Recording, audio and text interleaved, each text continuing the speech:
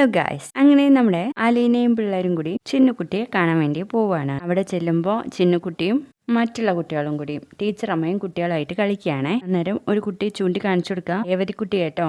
അപ്പോഴേക്കും ചിന്നുമോക്ക് കുറവായിട്ട് ഹായ് രേവതി ചേച്ചി എന്ന് പറയുന്നുണ്ട്.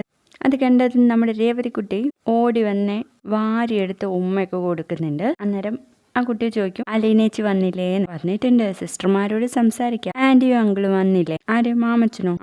അവര് വന്നില്ല എന്ന് പറയുമ്പോഴേക്കും ബബിയും കൃഷ്ണമോളും രോഹിയും കൂടെ അടുത്തേക്ക് വരുന്നുണ്ട്. ഇതൊക്കെ ആരാന്ന് ചോദിക്കുമ്പോൾ ഇത് അലീനേച്ചിയുടെ അനിയത്തിമാരും അനിയനുമാ എന്ന് പറഞ്ഞു പരിചയപ്പെടുത്താണ് കേട്ടോ. അപ്പോഴേക്കും അവിടേക്ക് അലീന വരുന്നു. അലീനയെ കണ്ടതും നമ്മുടെ ചിന്നുമോക്ക് ഭയങ്കരമായിട്ട് സന്തോഷമാവാണ്. അങ്ങനെ അലീന എടുത്ത് ഉമ്മയൊക്കെ കൊടുക്കുന്നുണ്ട്.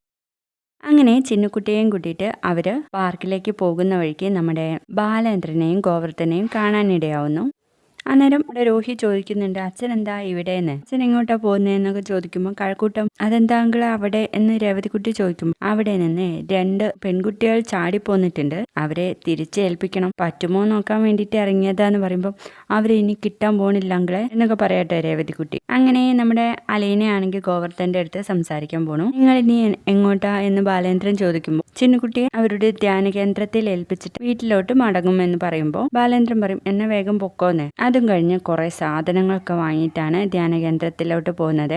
അവിടെ എത്തുമ്പോൾ നമ്മുടെ കൃഷ്ണമോള് ഒരു പാവയെ എടുത്തിട്ട് പറയും, ഇത് ഞാൻ നിനക്ക് തരത്തില്ലാന്ന്. അതും എനിക്ക് വേണമായിരുന്നു എന്ന് ചിന്നുകുട്ടി പറയുമ്പോൾ എനിക്ക് വേണ്ട കേട്ടോ, ഇതൊക്കെ ചിന്നുമോക്ക് വാങ്ങിയതല്ലേ എന്ന് ചോദിക്കുകയാണ് കൃഷ്ണമോള്. അങ്ങനെ സിസ്റ്റർമാരും ചോദിക്കുന്നുണ്ട്, ഒരുപാട് സാധനങ്ങളൊക്കെ വാങ്ങിയിട്ടുണ്ടല്ലോ, ഇവിടുത്തെ കൂട്ടുകാർക്കൊക്കെ കളിക്കാൻ കൊടുക്കണം കേട്ടോ എന്ന്.